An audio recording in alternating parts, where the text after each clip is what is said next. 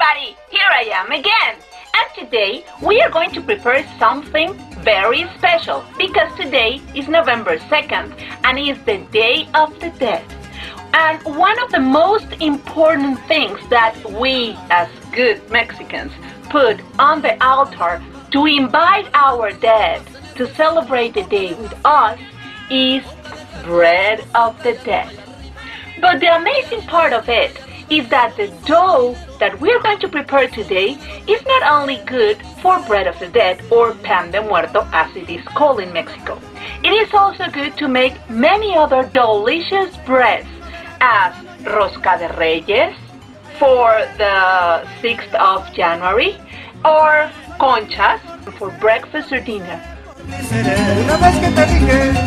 Una vez que te dije que eras bonita, se te puso la cara coloradita, y arriba, y arriba, y arriba, y arriba, y arriba, y yo no soy marinero, yo no soy marinero. Well, my friends, prepare bread is not an easy task. It's kind of complicated and it goes with a lot of ingredients. So that's why I decided this time to put the list of the ingredients in the description of the video down there so you can get them and do it perfectly, because I don't want to miss not even one step. This is very important. So let's start. The first thing that we are going to do is put 4 tablespoons of warm water in a bowl. Then we are going to add 2 tablespoons of white sugar to the water and mix it to melt the sugar. After that, we are going to put the 2 envelopes of yeast into the water too and mix it too, like this. So we are going to let it rest. Now, using this gadget is going to help us to make the butter creamy and mix all the ingredients. So we are going to start with the butter. If you see, I melted a little bit. So let's turn our mixer on. We are going to add the sugar and we are going to mix again. In between each ingredient, we have to mix and mix, not very fast, just enough to put all the ingredients together. Now it's time to add the condensed milk. Just be careful not to cut yourself with the can. Now I have to wear a glove. Nothing is going to stop me. Now it's time to add the evaporated milk. Be careful. I opened it different this time, so I didn't cut my other hand. Let's do it. It's time to add the egg, one by one.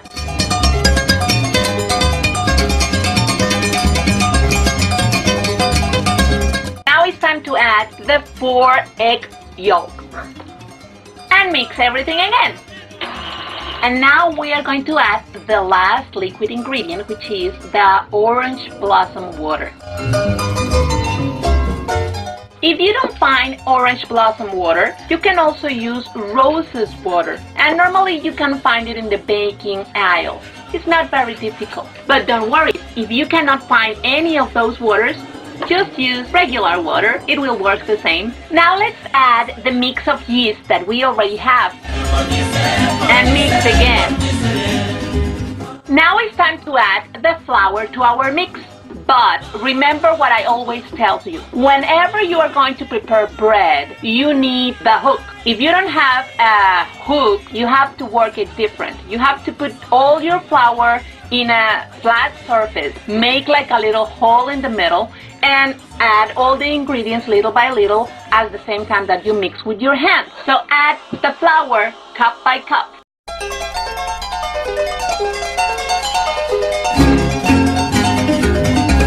After we mix and mix and mix and mix, we get a very sticky dough. Look, it is very sticky and thick, but we need to give it some loving. Remember, bread loves to be loved. So we have to take it out of the bowl and put it in a flat surface, and no matter what, we have to touch the dough to give it some loving. So let's love our Pan de Muerto. You have to put some flour on your flat surface so the dough doesn't get stuck everywhere. Look how sticky it is. You can help yourself with a flat spatula like this one. Well, in this case I'm going to use it because my hand is with a glove, so that is going to make things a little more complicated. Mix and mix until your dough doesn't stick to your fingers. Se te puso la cara coloradita y arriba. If it feels so sticky, just add a little bit more flour, but just little, not a lot. Soy capitán, soy capitán, soy capitán. En la bamba, señores, en la bamba, señores. You also need to spank it a little bit, with love, but spank it against the table. Now take a look to our dough. Look, after giving her some loving and some spanking too, because that's the way to make it, now it doesn't get stuck anywhere. You see? It's clean, nice, soft. Look, my hands doesn't have dough everywhere anymore. That means that our dough has enough of love. Now that we have our dough perfectly ready, I'm going to divide it in two parts, but not because that's the way it has to be. I'm going to put it like this because I don't have a bowl big enough to hold all the dough in the same place. So that's why I'm going to divide it, but if you have a bowl big enough, just put it in one. Cover it with a wet, clean towel. And let it rest until it grows the double of the size in a warm place. So you can put it inside your oven, but do not turn on the oven because you're gonna cook your dough. Just keep it warm, alright? Maybe it's gonna take an hour. So let's try. Let's leave it rest for an hour. Now as you can see, our dough has the double of its size. So the next step is put it together and you'll see. First we're going to put a little bit more of flour on our flat surface and we're going to put the dough back. Perfect. Now we're going to mix it a little bit more just to put it together. Not too much. And we are going to make a roll so we can divide it in pieces. It's going to be easier to work with it this way. So we are going to make little balls of dough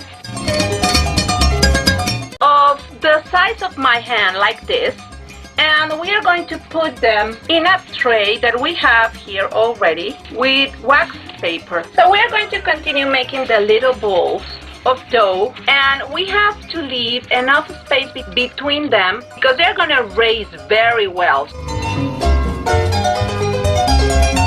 Now we have our rolls ready, so we are going to decorate them. That's why I leave a little bit of our dough here. So you are going to take just a little piece of it and make like literally it's like a worm. So you cut it in two, make it uneven. That's the purpose, because this little thing is going to represent the bones of our dead, and make a cross on top of each bread, and then take a tiny little piece of dough like this and put it on the top so you get this beautiful shape.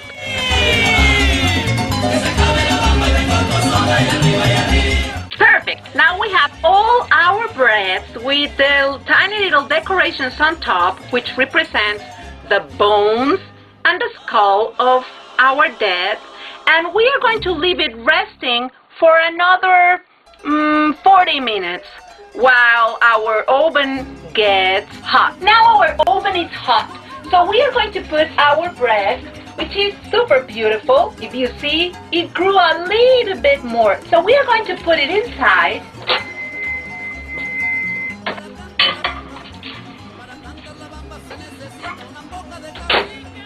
And set 30 minutes. Perfect! Let's wait! It's gonna be super tasty! Our bread is almost ready. Look at it, it's so beautiful and toasty. Now we have to decorate it. We only need some melted butter, and we are going to spread it all on top of our delicious bread of the dead. Yum, yum, yum! It looks so pretty! You have to wait until it is cold so the decoration doesn't melt. And then we are going to put some sugar on top of our bread.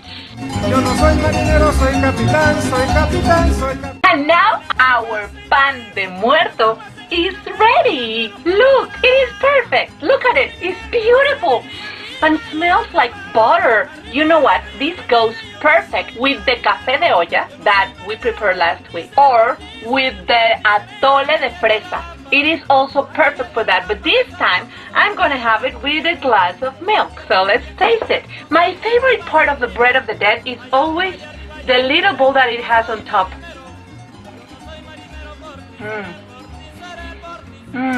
It has a lot of buttery flavor. This is perfect bread. So let's give it a big bite.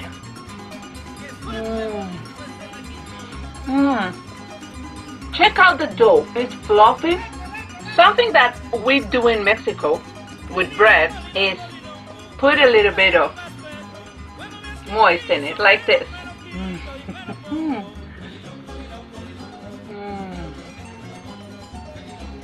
This is amazing. Well, my friends, this is all for today again. Thank you for watching. If you like this video, give me a like in my YouTube channel. Click the red button that says subscribe so you can get all my videos. I send you a kiss from the biggest part of my heart. Adios!